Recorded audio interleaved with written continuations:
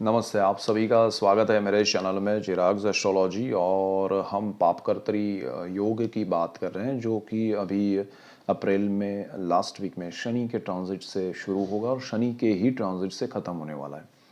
सो उसका ब्रीफिंग दिया है मैंने अपने वीडियो में। पापकर्तरी योग आ रहा है, ज़रा देखिए क्या है उसमें, समझिए। और हर किसी के लिए ये योग लागू होगा, हर इंसान के लिए, हर व्यक्ति के लिए, हर किसी के बर्थ चार्ट में ये योग रहेगा। और उसके इफ़ेक्ट्स जो है वो आपको समझना ज़रूरी है, क्योंकि उस समय में अगर आप के पर्सनल चार्ट में ग्रह अच्छे नहीं है तो प्रॉब्लम्स आ सकती हैं। आप रॉन्ग डिसीजन ले सकते हैं। आपकी सोच में अचानक से बदलाव आएगा, आप दिशा भ्रम का भी अनुभव कर सकते हैं। सो ये सारी चीज़ें बहुत सी होती हैं और हर लग्न के हिसाब से। हम यहाँ पर सिर्फ लग्न के हिसाब से जा रहे हैं और अभी हम कर्क लग्न की बात करेंगे। तो वो हर लग्न के लिए स्थान अलग अलग हो जाएगा। हम राशि की बात नहीं कर रहे हैं, सिर्फ और सिर्फ लग्न की ही बात कर रहे हैं। किसी को समझ में नहीं आ रहा है कि मेरी कुंडली में राशि कौन सी है, लग्न कौन सा है, कुंडली क्या होती है। सो मेरा एक वीडियो है कुंडली कैसे देखे, उसका पार्ट 1 आप देख लीजिएगा तो बहुत ही क्लियर हो जाएगा आपको। और जब दो अशुभ ग्रहों के बीच में कोई शुभ ग्रह आता है तो वो पापकर्तरी योग में आता है। और अगर वहाँ पर कोई ग्रह नहीं है लेकिन वो अशुभ ग्रहों के बीच में जो स्थान आता है उसको भी पापकर्तरी योग का असर कहते हैं। सो यहाँ पर क्या हो रहा है कि शनि और राहु के बीच में गुरु आ रहे हैं और गुरु का खुद का घर भी है, वो मीन में जाएंगे और मीन में ही ये योग हो रहा है, पाइसिस। सो प्रॉब्लम क्या हो रहा है, गुरु खुद और उनका खुद का घर दोनों दो ओर से, शनि और राहु की ओर से कैप्चर हो रहा है। सो कर्क लग्न के लिए क्या हो रहा है, कर्क लग्न के लिए गुरु जो है वो अभी जहाँ पर 11 नंबर लिखा है वहाँ पर चल रहे हैं। और अप्रैल में वो ट्रांजिट करेंगे 13 अप्रैल को, और वो जाएंगे 12 नंबर लिखा है वहाँ पर, यानी कि आपके भाग्य स्थान में गुरु जाएंगे, भाग्य के मालिक भी है। उससे जस्ट पहले, एक दिन पहले, राहु और केतु ट्रांजिट कर रहे हैं 12 तारीख को अप्रैल के। सो अप्रैल 12 तारीख को राहु और केतु ट्रांजिट कर रहे हैं। उसमें राहु जो है वो वृषभ से मेष में आ रहे हैं, यानी कि आपके राहु जो है वो जहाँ पर 2 नंबर लिखा है वहाँ से 1 नंबर लिखा है वहाँ पर आ रहे हैं। सो 1 नंबर जहाँ लिखा है वो आपका कर्मस्थान है और जो आपके लिए गुरु आ रहे हैं वो भाग्य स्थान है। अब ये दोनों के ट्रांजिट हो चुके हैं लेकिन अभी तक पापकर्तरी योग हुआ नहीं है। अब यहाँ पर जब शनि आएंगे गुरु की दूसरी ओर, या क्योंकि राहु आपके यहाँ 1 नंबर में आ गया है, गुरु आपके यहाँ 12 नंबर लिखा है वहाँ पर आ गया है, और शनि जो है वो 29 अप्रैल 29 अप्रैल को ट्रांजिट करके आपके अष्टम भाव में आ रहा है, यानी कि मकर से कुंभ में आ रहा है। जहाँ पर 10 नंबर लिखा है वहाँ से 11 नंबर लिखा है वहाँ पर आ रहे हैं। और वो शनि जो है वो जैसे ही वहाँ आएंगे तो आपका जो भाग्य स्थान है, 9th हाउस, कुंडली का भाग्य स्थान, 9वां स्थान जो है जहाँ पर 12 नंबर लिखा है, बहुत क्लियर मैं आपको इसलिए बताता हूँ ताकि आपको समझ में आए। सो 12 नंबर जहाँ लिखा है वो भाग्य स्थान है आपकी कुंडली का, जिसका मालिक गुरु है। वो स्थान और गुरु दोनों की एक तरफ राहु है और एक तरफ शनि है। इसे कहते हैं पापकर्तरी योग। और आपका भाग्य जो है वो पापकर्तरी योग में आ रहा है, भाग्य का मालिक आ रहा है। सो ये योग आपके लिए समझना बहुत ज़रूरी है। यहाँ पर आपके लिए अच्छा, ये शनि जो है वो 12 जुलाई को ट्रांजिट करके वापस जहाँ से अभी जा रहे हैं वहीं वापस आएंगे, यू टर्न मार के, यानी कि वो रेट्रो हो रहे, वक्री हो रहे हैं, वापस आ रहे हैं और अपनी मकर राशि में। तो ये योग 12 जुलाई को ख़त्म हो जाएगा, लेकिन मैं कहूँगा कि उसके इफ़ेक्ट्स आपको और 10-15 दिन मिल सकते हैं, क्योंकि वो स्ट्रेस जो होगा 2-2.5 महीने का, या आपके डिसीजन में रॉन्ग हो या किसी भी तरह से, ये ज़रूरी नहीं कि आपकी के डिसीज़न रॉन्ग हो सकता है कि दुनिया की सिचुएशन बदले, आसपास की परिस्थितियाँ बदले और आपको इफ़ेक्ट मिले। सो ये समझना ज़रूरी है कि उस टाइम में अप्रैल 29 के बाद, अगर अप्रैल 29 को शनि का ट्रांजिट हो रहा है तो मैं ये कहूँगा कि अब 15 अप्रैल से बहुत ही सजाग हो जाइएगा, सतर्क हो जाइएगा, और जुलाई एंड तक, अगस्त शुरू हो तब तक आप शांत रहिएगा। उसमें क्या इफ़ेक्ट्स होंगे, तो भाग्य जो है वो आपका एक तरह से कैप्चर हो रहा है राहु और शनि के बीच में, कर्क लग्न वालों के लिए। सो भाग्य का आपको सपोर्ट जो अब तक मिल रहा था वो कहीं ना कहीं अटकेगा। कहीं ना कहीं आपको लगेगा कि अरे मेरी स्पीड क्यों अचानक से स्पीड ब्रेकर आ गया, क्या हो गया, मेरे लाइफ में जर्नी बहुत अच्छी चल रही थी, सब कुछ अच्छा चल रहा था और अचानक से सब कुछ रुक क्यों गया है, या जो पॉजिटिव था वो नेगेटिव क्यों होने लगा है। इसमें बहुत सारी चीज़ें डिपेंड करेगी कि कितना इफ़ेक्ट किसको होगा। बिकॉज कर्क लगने वाले करोड़ों लोग हैं, करोड़ों लोगों की कुंडली अलग है और हर किसी के पर्सनल चार्ट में वो दशाएं अलग होंगी, नक्षत्र अलग होंगे, ग्रहों की स्थितियाँ, कुंडली अलग होगी। मतलब कर्क लग्न तो है लेकिन किसी का कर्क में गुरु होगा, किसी का गुरु मीन में होगा। सो जन्म का गुरु भी पाप कर्तरी में और गोचर का भी पाप कर्तरी में, तो वो सारी चीज़ें भी होंगी। सो ये सारा समझना ज़रूरी है। लेकिन ये गोचर के हिसाब से जो आपको इफ़ेक्ट्स मिलेंगे हम उसकी बात कर रहे हैं, और उसमें अगर 100% जो मिल रहा है उसमें आपके पर्सनल चार्ट के पॉजिटिव नेगेटिव के मिला के आपको टोटल एक इफ़ेक्ट मिलेगा। सो वो समझने की कोशिश आप भी करें।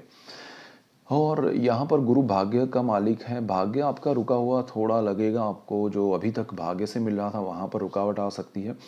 ये धर्म का स्थान है, ये पिता का स्थान है, तो धर्म जो है वो आपका कहीं ना कहीं आपको छूट न जाए वो ध्यान रखना है। आप धर्म से विमुख ना हो जाए, आप अपने धर्म से दूर ना हो जाए वो ध्यान रखना है। आपके धर्म को आपको बचा के रखना है। आपकी सिचुएशंस, कहने का मतलब क्या है कि परिस्थितियाँ नेगेटिव पॉजिटिव आती रहती है लाइफ में। जब हमें बहुत अच्छा लगता है तो हम भगवान को भूल जाते हैं, जब हम तकलीफ़ में होते हैं तो हम भगवान को याद करते हैं, बहुत याद करते हैं। सो अब तकलीफ़ हो सकती है कि आए तो भगवान को याद करने का समय है।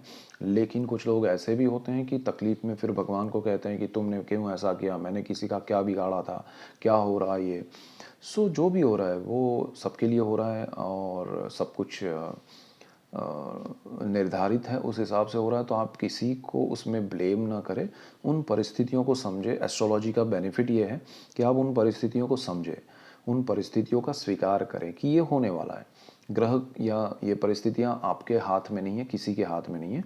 लेकिन हाँ, वो परिस्थितियाँ सर्जन हो रही है, ऐसा कुछ हो रहा है, वो आपके समझ में आ सकता है। वो एस्ट्रोलॉजी का मेन प्रोसेस है, थॉट प्रोसेस कहें या उसका विचार कहें या उसकी स्वीकृति के लिए अगर कहें तो मेन चीज़ यही है कि ये ऐसा कुछ गोचर में हो रहा है। जैसे हम अमावस आती है, पूर्णिमा आती है, तो वो सारे कैलकुलेशंस है। इसी तरह इसके भी कैलकुलेशंस है। तो वो हमें पता हो तो हम उसके अकॉर्डिंग डिसाइड कर सकते हैं कि भाई ये समय में मुझे कुछ ध्यान रखना है, आगे का रास्ता थोड़ा ठीक नहीं है, तो वो हम सोच के चलें। हमें अचानक से पता चले कि अरे रास्ते में कुछ प्रॉब्लम्स आ रही है, खड्डे हैं, तो झटके लगते हैं हमें, अचानक से तकलीफ़ होती है। कोई अचानक से झटका आता है तो बहुत ही ज़्यादा तकलीफ़ होती है, बट हमें पता है कि ऐसा कुछ होने वाला है तो हम उसको सह पाते हैं। सेम वे यहाँ पर हमें इसका बेनिफिट ये उठाना है कि ये समय में हमें बड़े इन्वेस्टमेंट नहीं करने हैं, बड़े प्लानिंग नहीं करने हैं, बड़े डिसीजन नहीं लेने हैं। क्योंकि ये तीनों प्लैनेट्स जो हैं, शनि सबसे लॉन्ग टर्म का है, उसके बाद राहु है, उसके बाद गुरु है। एक 2.5 साल लेता है, एक 13 मंथ जो गुरु है और एक 18 मंथ राहु जो है। सो यहाँ पर जो डिसाइड होगा वो उसके इम्पैक्ट, उसके रिजल्ट्स आपको लॉन्ग टर्म के लिए मिलेंगे। तो आपको करना क्या है कि बड़ा कुछ प्लानिंग करना है तो मार्च एंड तक कीजिए, उसके बाद रुकिए, थोड़ा ऑब्जर्व कीजिए समय को। ज़िंदगी बहुत लंबी है। सो क्यों हम भागे, क्यों हम बिना वजह के कि अरे इसमें हमें सब कुछ मिल जाए। सो थोड़ा शांत मन से आगे बढ़िए। और यहाँ पर आपके पिता का भी स्थान है, 9th हाउस। सो पिता के लिए अगर आप कुछ करना चाहते हैं या पिता के रिगार्डिंग आपका कुछ है कंसर्न, कुछ है, तो उसमें भी आप थोड़े सीरियस रहिएगा, थोड़ा आप सोच समझ के चलिएगा तो बेटर रहेगा। क्योंकि पिता आपके लिए उस समय पे ज़्यादा इम्पोर्टेंट होने वाले हैं। उनके रिलेटेड जो भी चीज़ें हैं, जो भी बातें हैं, वो भी बहुत आपको मायने रखेगी। सो उनके लिए अगर आप कुछ, जैसे अभी फॉर एग्जांपल कोई ऑपरेशन उनके लिए है तो आप 2-3 ओपिनियन लीजिए पहले, तो तुरंत मत करवाइए। और मार्च से पहले हो रहा है तो ठीक है, अदरवाइज़ अगस्त से उसमें जाइएगा। बीच में बहुत ही क्रिटिकल हो और सिचुएशन किसी के मतलब हाथ में नहीं है तो वो करना पड़ता है, वो किसी के बस की बात नहीं है। लेकिन जो चीज़ें आपको ओपिनियन लेने के बाद सही लगे उस हिसाब से आप चलिएगा। लेकिन यहाँ पर बिना वजह को आपको प्रॉब्लम नहीं है, उसका ध्यान रखना है। उनकी तबीयत को लेकर भी आप थोड़ा सतर्क रहें। दूसरा ये है कि पिता की इच्छा पूर्ति का भी ये स्थान है, और पिता के लिए इच्छा पूर्ति का यानी कि आप उनके लिए कुछ करना चाहते हैं तो कीजिए, उनसे आप शेयरिंग करना चाहते हो, केयरिंग शेयरिंग, वो सारी जो चीज़ें हैं, आपका बॉन्डिंग अच्छा नहीं है तो आप सुधार सकते हैं ये समय में उनके पास जाके। उनसे दूर है तो करीब रहिए, उनसे ज़्यादा से ज़्यादा अटैच रहिए तो ज़्यादा आपको अच्छा रहेगा। और दूसरी चीज़ क्या है कि पिता की जो प्रॉपर्टी है या चीज़ें हैं उसमें आपको थोड़ा प्रॉब्लम आ सकता है, या सपोज़ किसी के यहाँ ऐसा हुआ है कि पिता नहीं है और उनकी प्रॉपर्टी जो है आसानी से मिलने वाली है, उसमें कुछ हर्डल्स आ सकते हैं ये टाइम में।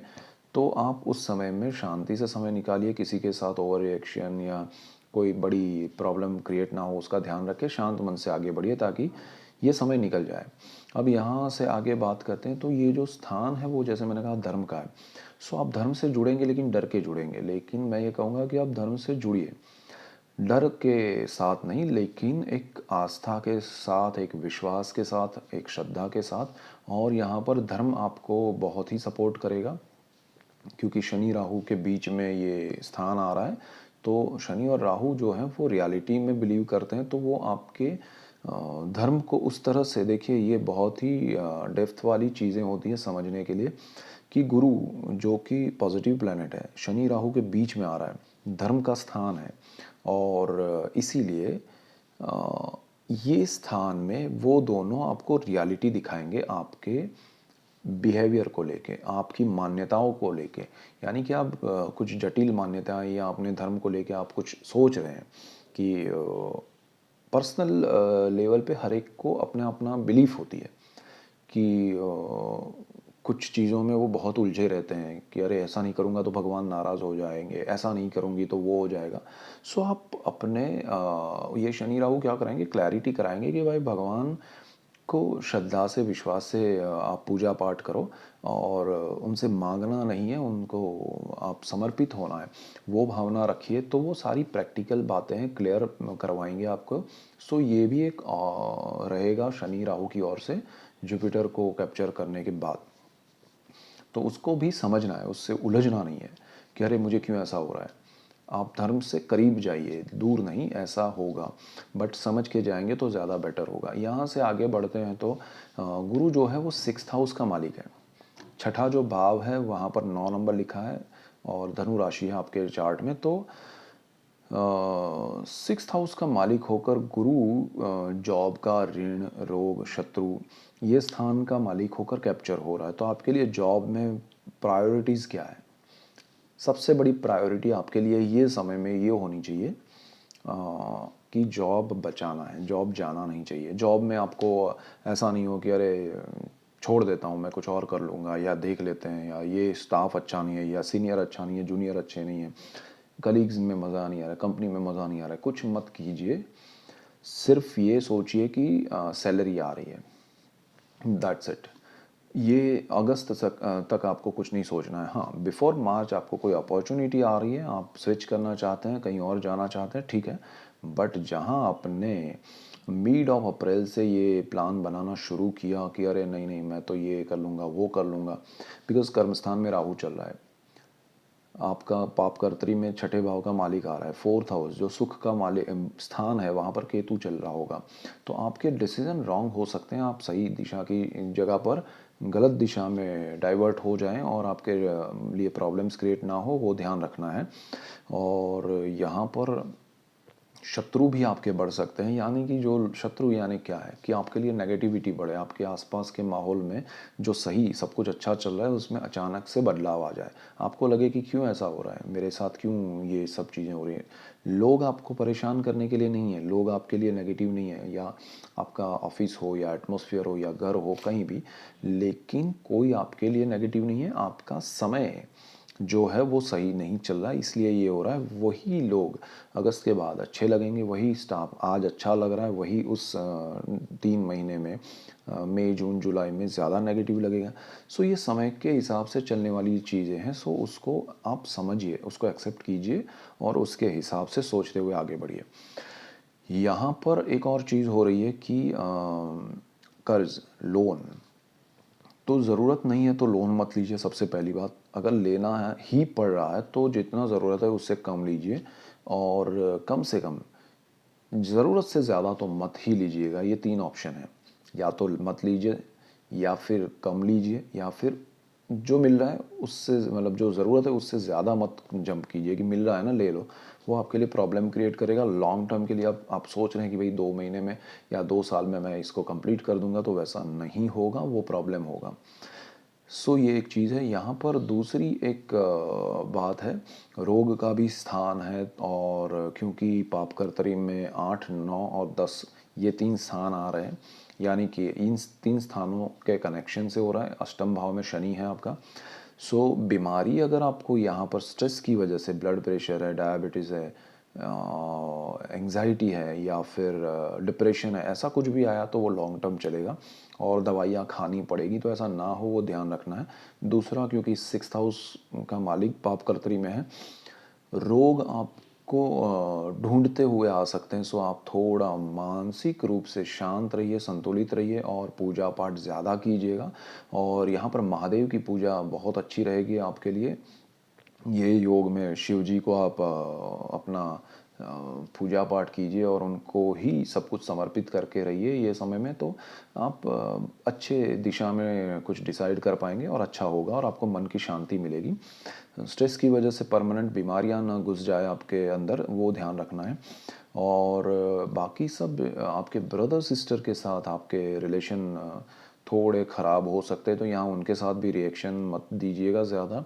और उनके साथ थोड़ा मन मुटाव हो सकता है, तो थोड़ा ध्यान रखना है। आप कोई बड़े टारगेट अचीव करने वाले हैं, तो ये समय में शायद वो ना हो, आपके डिसीजन रॉन्ग हो सकते हैं या कैलकुलेशन गलत हो सकते हैं बिकॉज ऑफ प्लानिटरी पोजीशन, और आपकी दशाएं क्या है वो भी डिपेंड करेगा। लेकिन अल्टीमेटली ये समय अचीवमेंट से ज़्यादा मैं ये कहूँगा कि शांत रह के जो चल रहा है उसको मैनेज करना, वो सबसे बेस्ट है आपके लिए। लोग आपसे मिलेंगे, बहुत सारे लोग, लेकिन वो 3rd हाउस में आपको रिलेटेड, 3rd हाउस अगर मैं कहूँ तो साहस की वृत्ति आप में आएगी, लेकिन आपको करना नहीं है ऐसे कुछ भी बड़े बातें हों, बड़ी चीज़ें हों, बट उसमें शांत रहना है कि भाई जाने दो, थोड़ा समय हम देखते हैं, पोस्टपोन करना है उसको, मना भी नहीं करना है अगर अच्छा हो तो, लेकिन करना भी नहीं है, समय निकालना है। सो ये एक चीज़ है। और गुरु आपके 1st हाउस को देख रहा है। मोरल एक तरह से हाई रहेगा, लेकिन वो हाई मोरल में ओवर कॉन्फिडेंट होकर आप गलत डिसीजन ना ले, वो ध्यान रखना है। बिकॉज यहाँ पर आपका गुरु पाप कर्तरी में है, उसकी दृष्टि है, लेकिन केतु सुख भाव में सुख का अभाव क्रिएट करता है। सुख भाव में सब कुछ दिख रहा है कि अरे यहाँ पर ये होगा तो वो होगा, अरे बहुत बड़ा कुछ मैं मकान लेता हूँ, प्रॉपर्टी लेता हूँ। केतु यहाँ इल्यूजन क्रिएट करेगा और वो चीज़ें पॉसिबल नहीं बनेगी, सिर्फ बातें होंगी। सो वो ध्यान रखना है। ओवरऑल आपको ये मेन पॉइंट्स थे जिस पे आपको ध्यान रखना है, और कुछ आपके लिए कोई टेंशन वाली बात नहीं है। लेकिन हाँ, जो लोग फैमिली प्लानिंग कर रहे हैं, जो लोग के लिए ये ऑलरेडी हो चुका है, कंसीव हो चुका है, उनको थोड़ा ध्यान रखना चाहिए ये समय में। और जो प्लानिंग करना चाहते हैं वो रुक के मेरे हिसाब से अगस्त के बाद करें तो बेटर है, अदरवाइज़ ये समय में थोड़ी तकलीफ आ सकती है। यहाँ से पढ़ाई की अगर हम बात करें तो पढ़ाई में जो लोग हैं, स्टूडेंट्स हैं, उनके लिए भी हर्डल्स आ सकते हैं। थोड़ा आप इस समय को हार्ड वर्क ज़्यादा कीजिएगा, मेहनत कीजिएगा, और जिनके रिजल्ट्स आने हैं वो थोड़ा एक्सेप्ट करें कि कम आ सकते हैं, और या तो थोड़ा मेहनत ज़्यादा करें। और जिन लोगों के एग्ज़ाम्स हैं उनको हार्ड वर्क करना चाहिए, और वो अच्छा रहेगा उनके लिए। दूसरा, जिन लोगों के संतान पढ़ाई करें उनको भी थोड़ा ध्यान रखना, यानी कि कर्क लग्न वाले हैं तो आपके बच्चों की पढ़ाई में आपको थोड़ा प्रॉब्लम, डिस्टर्बेंस दिखेगा, तो वो होगा, उसमें आप कुछ नहीं कर सकते हैं। स्कूल शिफ्टिंग और ऐसा कुछ हो रहा है तो ये समय में रुक जाइएगा, बड़ा कुछ मत कीजिएगा, अदरवाइज़ थोड़ा मज़ा नहीं आएगा। सो ओवरऑल अच्छा है और उसमें कोई टेंशन नहीं है, लेकिन ये समय को निकालना है। मार्च इवन 15 अप्रैल तक बहुत ठीक है, बट जुलाई एंड तक का समय है, ये 3 साढ़े 3 महीने आपको शांत मन से निकालने हैं, फिर अगेन अच्छा है। सो थोड़ा समय हमें समझना ज़रूरी है खुद के लिए। So that's it for today, keep watching Chirag's astrology. Thank you for watching, God bless you and good bye, thank you.